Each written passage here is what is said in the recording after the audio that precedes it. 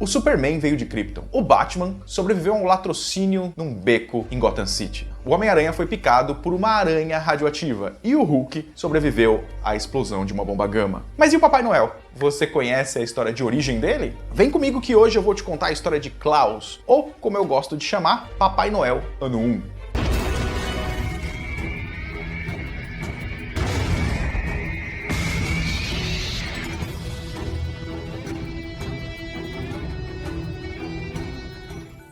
Fala galera, beleza? Arnaldo aqui de novo e hoje, antes de qualquer coisa, eu quero desejar um Feliz Natal para todo mundo, independentemente de quando você está assistindo esse vídeo, porque afinal de contas o Natal é uma época que traz felicidade para todo mundo, não é mesmo? Eu não gosto nada deles. Bom, não necessariamente, né? Eu não era um grande fã do Natal até eu ler C.S. Lewis. Cheers! Quem não conhece é o autor de Crônicas de Nárnia e ele fala algumas coisas que mudaram minhas ideias. Mas o Papai Noel ainda era um personagem difícil para eu engolir, até que eu encontrei isso aqui, Klaus, de Grant Morrison e Dan Mora, publicada nos Estados Unidos pela Boom Studios, a mesma editora que publica inclusive os quadrinhos de Power Rangers, no Brasil publicada pela Devir. E essa obra de arte maravilhosa aqui, só pela pintura, só pela colorização, já vale o preço de capa. Que, aliás, nem sei se tem um preço na capa, acho que não. Mas já vale o preço. Então, antes também de contar pra vocês a história que eu vou contar, eu vou deixar na descrição desse vídeo o link pra quem quiser comprar e dar de presente de Natal. Ou pra si mesmo, né? E quem sabe essa obra converta você a acreditar no Papai Noel como eu passei a acreditar, pelo menos de alguma forma. Vale muito a pena. Com vocês, Klaus, de Grant Morrison e Dan Mora. Era uma vez, nas distantes terras do norte do mundo, uma mulher que morreu congelada protegendo o bebê dela do frio. Dois homens da cidade de Grimsvig, chamados Carl e Ulrich, encontraram o bebê vivo nos braços da mãe e o levaram para ser criado com o povo deles. À medida em que os anos passaram, a história de que a criança fora salva por causa do calor em seu coração cresceu, e eles chamaram ele de Klaus, cujo significado é vitória do povo na língua nativa deles. Klaus desenvolveu um grande afeto por Dagmar, a filha de Ulrich, que aliás não era um homem qualquer, mas o barão de Grimsvig, governante da cidade, que reportava-se diretamente ao rei do país. Klaus tinha o dom de esculpir brinquedos na madeira e costumeiramente presenteava Dagmar com eles. Os dois cresceram juntos como grandes amigos, mas existia um outro garoto na cidade, chamado Magnus, que sentia muito ciúme dessa amizade. Anos depois, os lobos estavam ferozes nos arredores da cidade. Porém, ainda mais feroz era Klaus, o jovem capitão da guarda de Grimsvig, escolhido a dedo pelo barão Ulrich. Em um dia de patrulha e caça aos lobos, Klaus encontrou uma filhote de lobo cuja vida decidiu preservar sem que sua tropa o soubesse.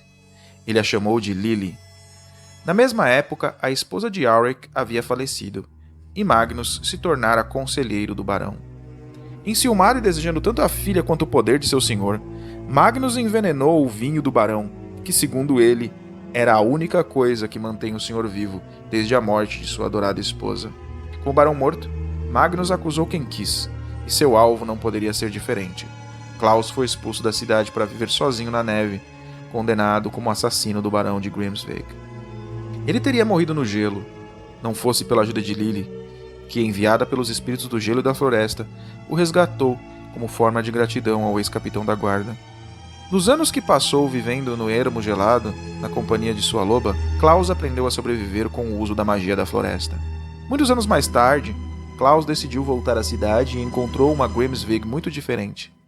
Além dos guardas e do taverneiro, notou que não havia homens na cidade.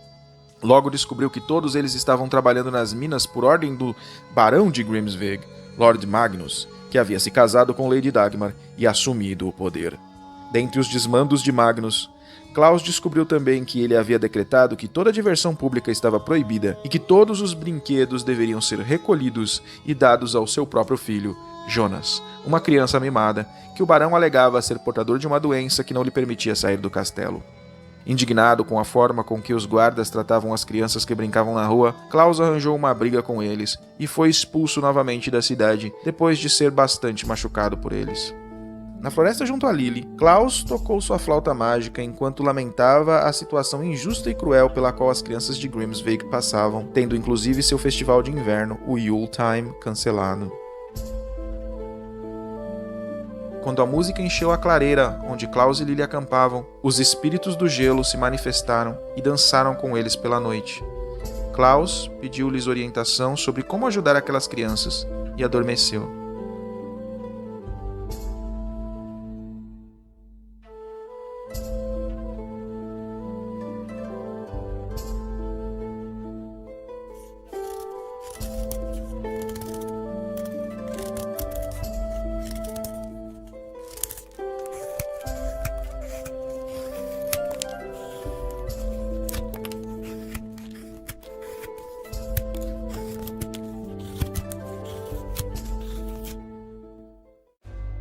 Quando acordou no dia seguinte, ele estava cercado por dezenas de brinquedos dos mais variados tipos. Logo, ele soube o que deveria fazer: entregá-los às crianças. Corajosa e ousadamente, Klaus escalou as muralhas da cidade durante a madrugada, e no dia seguinte as crianças camponesas acordaram com presentes em suas casas: brinquedos mágicos. Isso acendeu a ira de Lord Magnus, que confiscou todos os brinquedos para dá-los ao seu filho Jonas.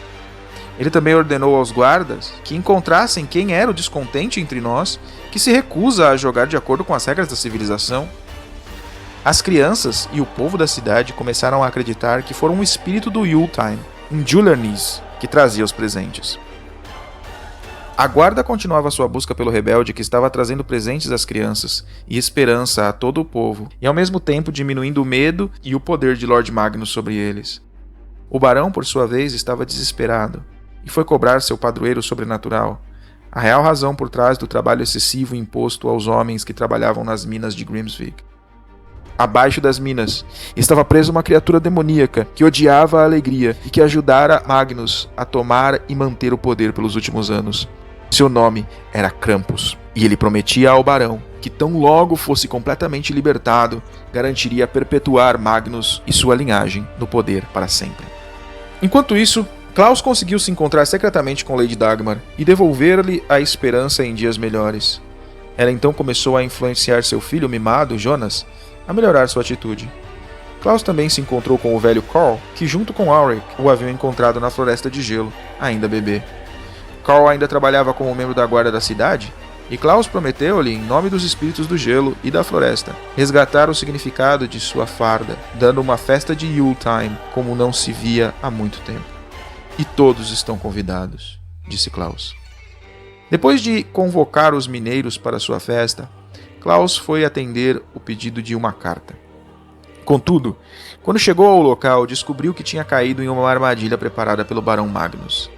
Ele tentou fugir, correndo por toda a cidade murada, mas os guardas estavam todos preparados para enfrentar o lobo fantasma, que entregava presentes com o objetivo de promover uma rebelião contra a tirania. Ferido quase mortalmente, Klaus conseguiu se esconder por um tempo e foi salvo por um menino, filho do antigo taverneiro. O garoto conseguiu conduzir Klaus para além da muralha e chegou à floresta, onde encontrou Lily. Klaus chegou à sua casa arrastado pela loba, assessorada pelo menino, e teve apenas tempo de tomar algumas poções curativas, porque logo em seguida sua casa foi cercada por Magnus e seus homens. Eles feriram sua loba com flechas, amarraram-no no chão de gelo, queimaram sua casa e levaram o menino. Diante da situação de Grimsvig, a cidade próxima de Bjorn resolveu intervir para depor o Barão Magnus e mandou uma comitiva e uma tropa para exigir que ele renunciasse. Mas era tarde demais. Suficientemente fortalecido pelos desgostos do povo da cidade infligidos por Magnus, Krampus finalmente se libertara e não havia exército mortal capaz de detê-lo. Amarrado ao chão por horas, Klaus estava prestes a morrer congelado como sua mãe, quando pediu a Lily que cantasse. O uivo entoado pela loba invocou os espíritos do gelo e da floresta, e eles decidiram que era hora de fazer mais. Com o uso de 3 runas poderosas colocadas sobre o corpo frio de Klaus, eles criaram um novo servo da magia profunda.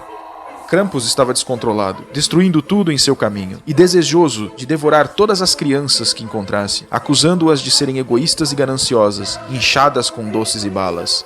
O monstro demoníaco, a essa altura, estava tão fora do controle de Magnus que estava prestes a devorar Jonas, o próprio filho do barão, quando foi interrompido e atacado por Klaus, que ao lado de Lily conduzia um poderoso trenó mágico puxado por lobos. Usando todos os seus recursos mágicos, Klaus e Krampus batalharam. Quando o monstro estava para ser derrotado, Magnus interviu atravessando Klaus com uma espada e dizendo ao demônio que era seu aliado e, portanto, deveria receber seus favores e controlá-lo. Krampus, no entanto, não estava disposto a dividir poder e carbonizou Magnus vivo.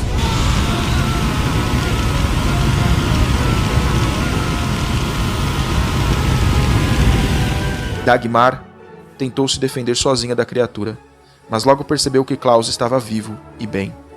Klaus, eu vi ele atravessar você, disse a Lady de Grimsvig, assustada.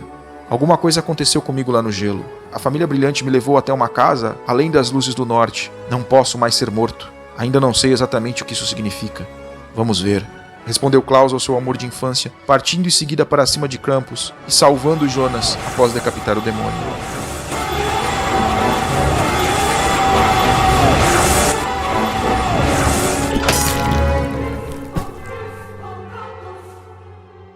O Yuletime prometido foi festejado com uma grande árvore de luzes. Lady Dagmar governou Grimsvig, com Klaus como seu conselheiro nos anos que se seguiram. O casal criou junto o jovem Jonas, que cresceu para se tornar um homem muito mais nobre e honrado que seu pai biológico. Quando Dagmar morreu de velhice, Klaus decidiu que o norte do mundo era muito pouco para um homem com seus privilégios servir. Ele partiu para presentear crianças ao redor do planeta, mas prometeu ao novo barão de Grimsvig, Jonas, voltar uma vez por ano, quando as noites forem longas e os dias ficarem frios, quando precisarem de uma luz na escuridão.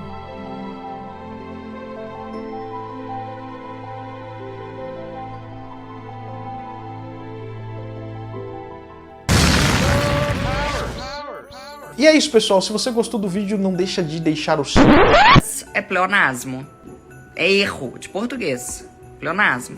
Para não prejudicar aqueles que não prestaram atenção ao lance, vamos mostrá-lo novamente com a magia do replay imediato. E é isso, pessoal. Se você gostou do vídeo, não deixa de deixar o seu like, que é um ótimo presente de Natal pra mim, também a sua inscrição no canal, que também é um ótimo presente de Natal pra mim, e o seu compartilhamento desse vídeo pra quem gosta desse tipo de conteúdo. Falou, valeu, tamo junto. Até o ano que vem.